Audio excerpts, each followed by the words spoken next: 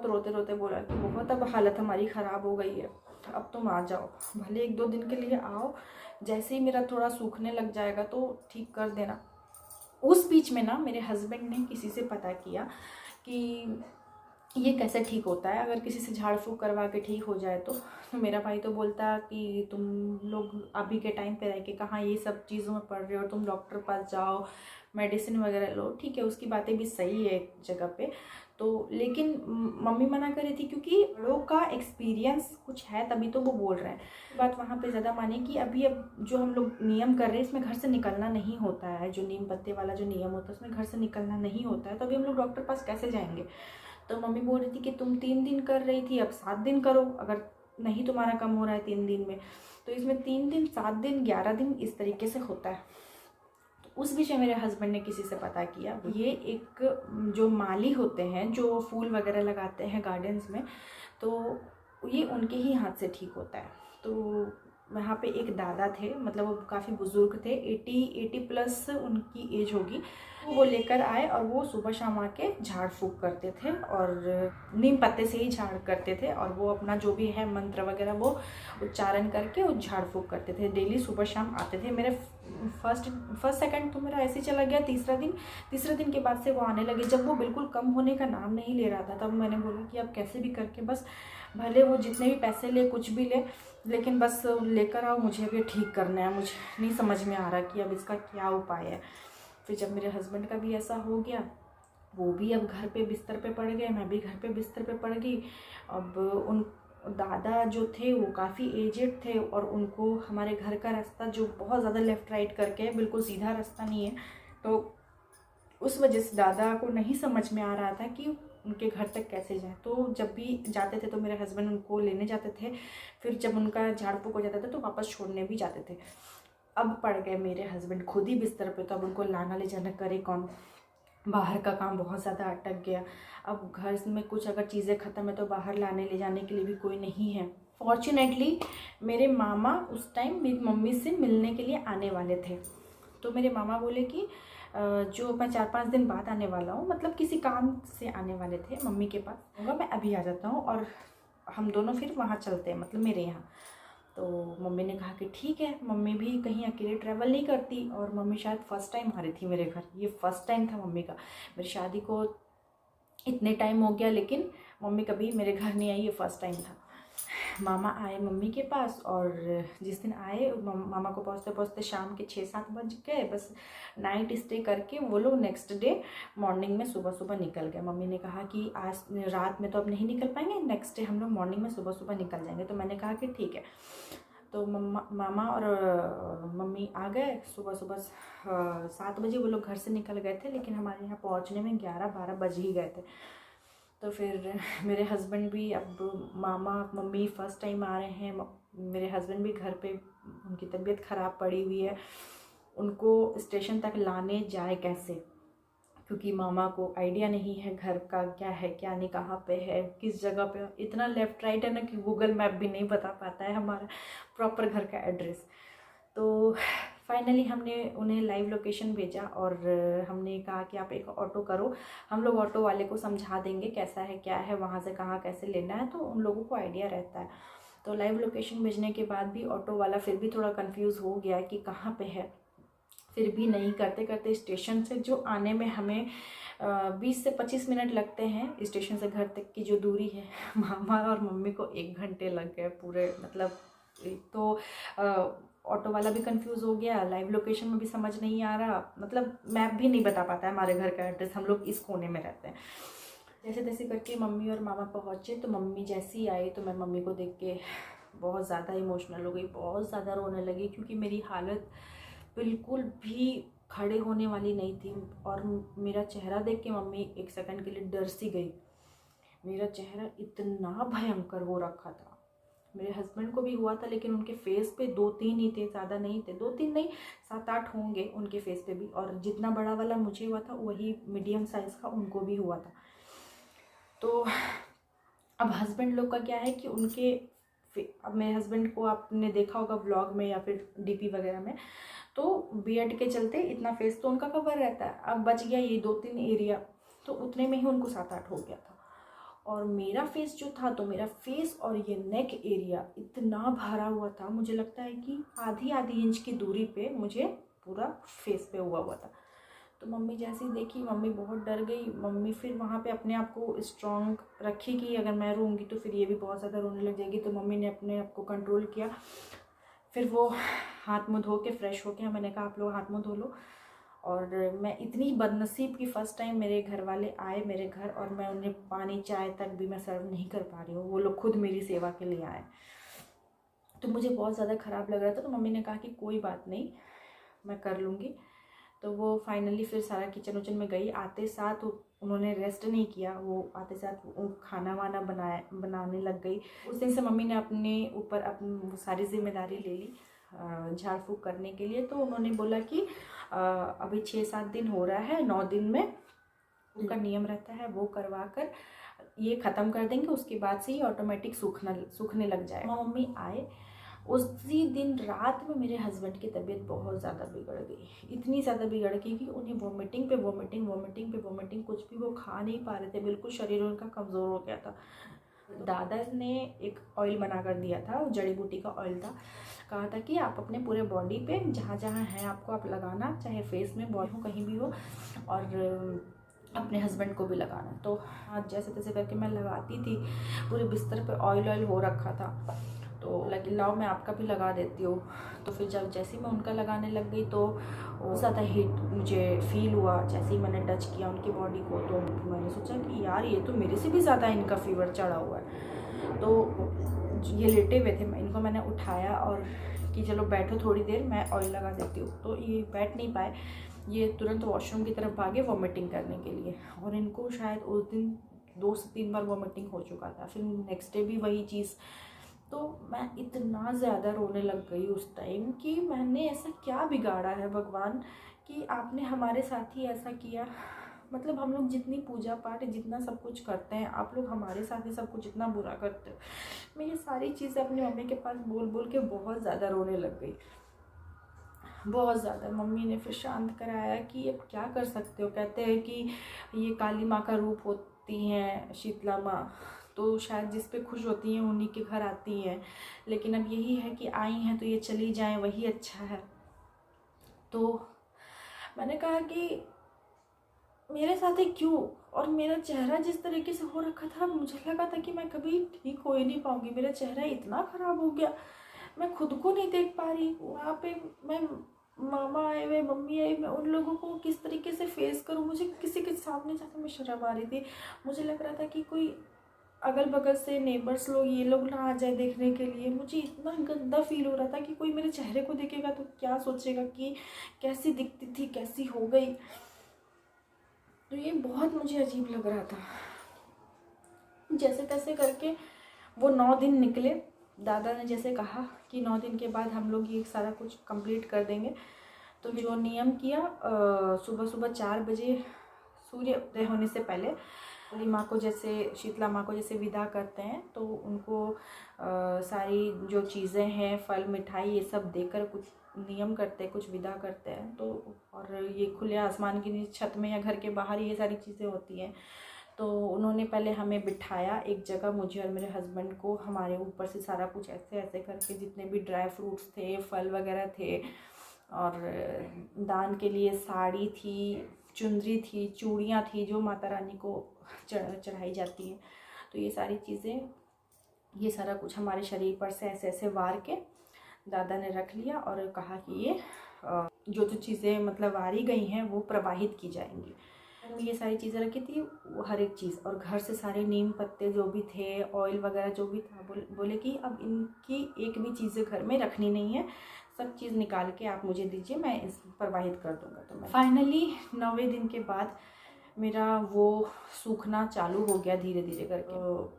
भरा भरा पानी सा था, वो अचानक से सूखने लग गया एक ही दिन के अंदर। और सबसे पहला मेरा ये वाला जगह पे जो था वो सूखा। जैसे मैंने मिरर पे देखा ना, तो मुझे वो बहुत इतना खड़ा खड़ा सा था, वो अचानक से बैठा हुआ दिखा। तो मेरे को लगा कि चलो अब धीरे धीरे ठीक हो जाएगा, मुझे एक होप आई। तो मैंने फट से जाके मम्मी को दिखाया, मम्मी देखो थोड़ा ठीक हो रहा है ना। तो मम्मी बोली कि हाँ थोड़ा बैठ रहा है। तो फिर मुझे बहुत ज़्यादा होप मिलेगी। मम्मी बोली हो जाएगा ठीक है, ऐसा नहीं है, ये हमेशा नहीं रहता है, ये कुछ दिन के लिए रहता है, लेकिन हाँ दाग रह जाते हैं। अब मुझे दाग का भी बहुत ज़्यादा टेंशन था। सारे दाग हो गए थे मेरी पूरी बॉडी पे, मेरे पूरे फेस पे। पहले सूखने लगे, मम्मी ने कहा कि नेल्स वगैरह कुछ भी मत लगाना, हाथ तो कुछ भी मत लगाना। फिर मैं 9वें दिन के बाद से मैं नहाने लगी। उतने दिन तक हमें नहाना भी अवॉइड करना पड़ा। फिर दादा ने कहा कि अब आप तेल मसाला हल्दी जो कुछ भी आप यूज़ कर सकते हैं, और इन सब चीज़ों में घर पे तवा भी नहीं चढ़ता है, रोटियां नहीं बनती, क्योंकि कहते हैं कि तवा से जितना जो भाप निकलता है ना, उससे बॉडी में बहुत ज़्यादा जलन होती है। तो इसमें ये शीतला माँ का है, तो शीतला माता ठंडक प्रदान करे उस टाइम, ना कि और ज़्यादा जलन हो। तो फिरने लग गया, छूटने क्या, धीरे धीरे धीरे करके सारा कुछ बैठने लग गया। जैसे जिसमें पानी भरा हुआ था वो अपने आप फट फट के, मतलब पानी उसका निकल जा रहा था, तो वो अपने आप झड़ने लग गया धीरे धीरे करके। तो मैं नहाती थी, साबुन वगैरह फिर भी मैं अवॉइड करती थी, और फेस वॉश भी मतलब यूज़ नहीं करती थी, सिर्फ पानी से ही अपना फेस वॉश धो लेती थी। फिर टॉवल से मैं पोंछती थी, तो मैं इस तरीके से बताती हूँ, मैं इस तरीके से अपने फेस को टैप कर करके पोंछती थी कि मतलब रगड़ाहट ना हो फेस पे। या 15 दिन तक का तो हो ही गया था, वो पूरा नहीं छूटा था। मैं ऑनेस्टली बोलूँ, दाग पूरे रह गए थे। दाग इतने थे कि 1.5 महीने तक मैं घर से निकली नहीं, कहीं भी नहीं निकली। यहाँ तक कि घर से निकलना तो दूर, मैं अपने रूम से छत तक भी नहीं जाती थी कि कोई देखेगा, इतने दाग।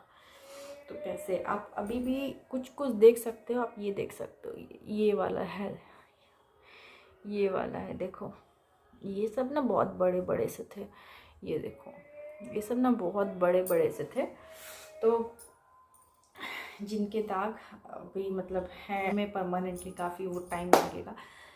तो इतना हो गया है, यही मेरे लिए बहुत है, क्योंकि वो सिचुएशन में मैं जिस टाइम थी, मुझे तो लग रहा था कि वो भी नहीं कभी जाएगा। मेरे अच्छे खासे चेहरा मेरा बर्बाद हो गया। 12 दिन आप फेस वॉश कर ही नहीं रहे हो, तो फेस आप समझ सकते हो कि कितना ऑयली और कितना डर्टी हो जाता है स्किन। तो मैंने सिर्फ और सिर्फ नारियल का पानी और फ्रेश एलोवेरा जेल यूज़ किया। मेरा लीव और डाब का पानी ही यूज़ किया कॉटन से।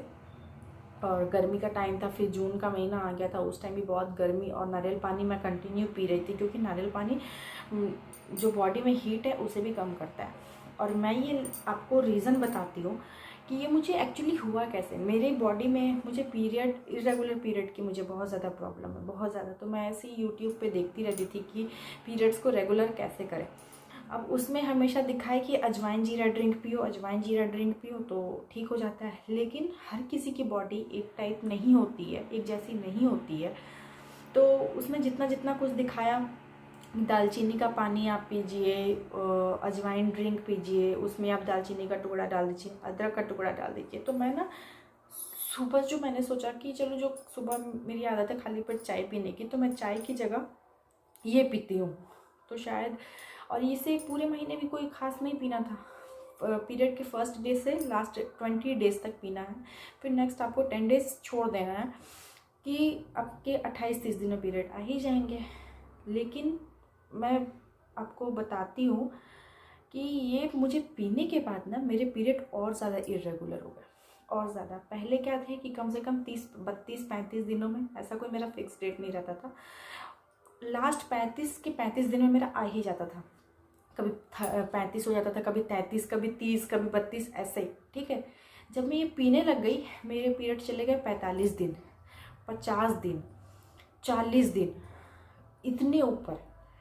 तो ये बहुत ज़्यादा डिस्टर्ब हो गया, इरेगुलर हो गया। मैंने बोला कि यार, ये मैं ठीक करने के लिए पी रही थी, ये तो और ज़्यादा डिस्टर्ब कर रहा है मेरे पीरियड को। तो फिर भी मैंने कंटिन्यू रखा कुछ महीनों तक। फिर जब मुझे लगा कि नहीं, अब ये और ज़्यादा दिक्कत कर रहा है, तो फिर मैंने उसे छोड़ दिया। अब क्या, अब इन सारी चीज़ों को जो मैं मिला कर पी रही थी, ये सारी गर्म तासीर की चीज़ें हैं। दालचीनी है, अजवाइन है, जीरा है, ये सारी चीज़ें, अदरक है, ये सारा कुछ बॉडी में हीट क्रिएट करती है। और प्लस मैंने स्टार्ट भी किया है तो गर्मियों के टाइम पे।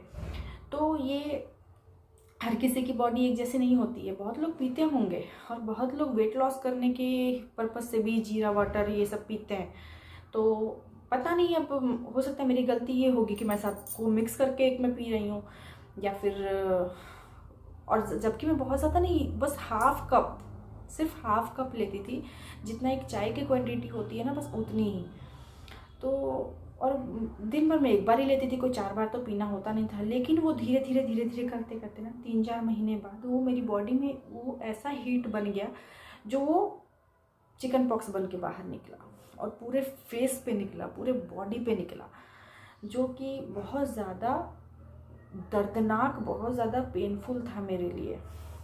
तो मुझे लगा कि ये मेरी ही गलती है, मैं इसमें क्या ही भगवान को दोष दूं, गलती मेरी ही है। मैंने कुछ भी यूट्यूब पे सर्च करके कि कैसे क्या किया जाए, कैसे इरेगुलर को रेगुलर किया जाए, और ये इन सब चीज़ों के चक्कर में मैं पड़ गई बजाय डॉक्टर को दिखाने के।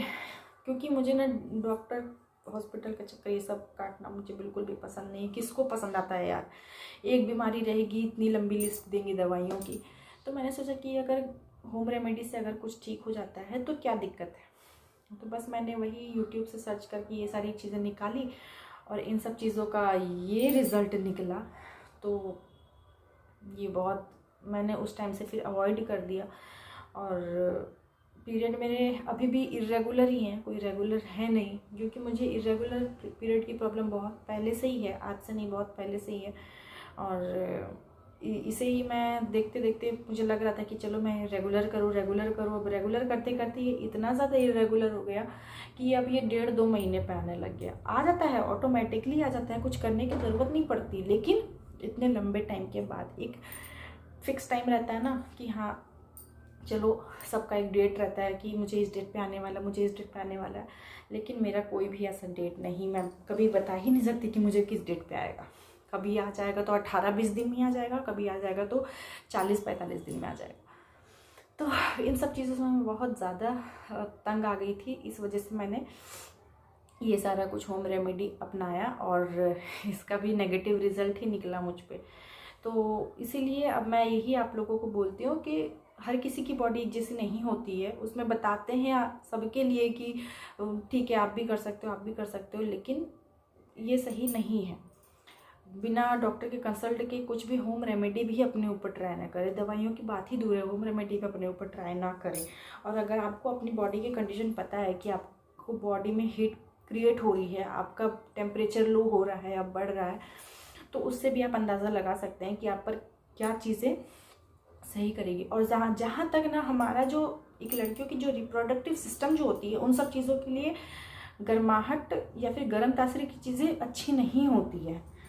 तो जहाँ तक अब ये सब होने के बाद मुझे इन चीज़ों का नॉलेज हुआ, तो फिर मैंने सारा कुछ वो सब चीज़ बंद कर दिया। और उसके बाद मेरा जो फेस से दाग हटाने का जो नेक्स्ट स्टेप था, मैं एलोवेरा और पानी लगा के बहुत ज़्यादा थक गई थी, क्योंकि थोड़ा चटचट भी करता है ना, और नारियल का पानी थोड़ा मीठा होता है, तो किया गया। तो मैं डर्मा के बारे में मैंने काफ़ी सुना भी था कि किसी भी तरह का दाग रहे तो वो थोड़े से दाग रह गए हैं तो आप उसे 2 महीने यूज़ करो, और फिर ज़्यादा बड़े वाले का दाग रहता है तो आप उसे कंटिन्यू 6 महीने यूज़ करो। और वो इतनी छोटी सी ट्यूब आती है, और वो 500-520 रुपये ऐसे की आती है।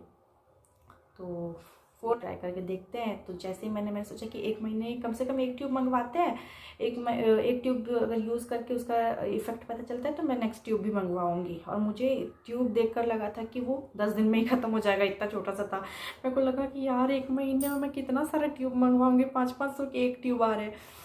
तो हालांकि वो 1 ट्यूब मेरा 1 महीना जैसे चल गया, 20-25 दिन चल गया भी दिखा, और मुझे काफ़ी कम लगा वो जितना था। तो मुझे लगा कि नहीं, नेक्स्ट दूसरा एक और ट्यूब मंगवाना चाहिए। अगर 2 महीने का कोर्स बोला गया है तो करना चाहिए। और उसके बाद का फाइनली मेरा रिज़ल्ट देख सकते हो। अभी मेरे फेस पे कहीं भी कोई भी दाग नहीं है, कोई भी दाग। मेरा ट्रिक, ये जो कुछ भी है, ये आपको सही लगा होगा कि मैंने अपनी स्किन के साथ जो भी चीज़ें अपनाई वो सही किया कि नहीं। तो आप भी ज़रूर अपना सकते हैं, क्योंकि मैडर्मा काफ़ी अच्छी क्रीम है। एक्सपेंसिव है लेकिन काफ़ी अच्छी क्रीम है स्किन के हिसाब से। तो अभी भी मैं यूज़ कर, अच्छा लगा होगा तो एक कमेंट डाउन करके ज़रूर बताइएगा कि मतलब कौन सा हिस्सा, कौन सा पार्ट आपको अच्छा लगा। और ये थी मेरी ऐसी जर्नी जिसकी वजह से मैं कंटिन्यू ना तो व्लॉगिंग कर पा रही थी, ना ही अपने वीडियोस को कंटिन्यू अपलोड कर पा रही थी। अपलोड क्या, मैं वीडियोस फोटोज़ में आ ही नहीं रही थी क्योंकि मेरे चेहरे में इतने दाग थे, मैं क्या ही फ़ोटो खींचती। बहुत ज़्यादा वर्स्ट डे मैंने निकाला है। अब आई होप वो टाइम, वैसी लाइफ कभी किसी को देखने को ना मिले, क्योंकि बहुत ज़्यादा स्पेशली लड़कियों के लिए उसकी स्किन, उसका हेयर, यही सब कुछ बहुत मैटर करता है। तो आई होप आपको आज का वीडियो अच्छा लगा होगा। अच्छा लगे तो लाइक, कमेंट, शेयर और सब्सक्राइब ज़रूर कीजिएगा मेरे चैनल को। और यहीं से मैं कोशिश करूँगी कि मैं कंटिन्यू अपने चैनल पे व्लॉग्स अपलोड करूँ और कंटिन्यू आप लोगों से कनेक्टेड रहूँ। और कहीं भी अच्छा बुरा कुछ भी लगा हो, मैं बिल्कुल भी माइंड नहीं करूँगी। आप अपना ओपिनियन मुझे दे सकते हैं कमेंट बॉक्स के थ्रू। तो मिलते हैं आपसे नेक्स्ट व्लॉग में, तब तक के लिए take care and bye bye. और बस लव योर सेल्फ ऑलवेज।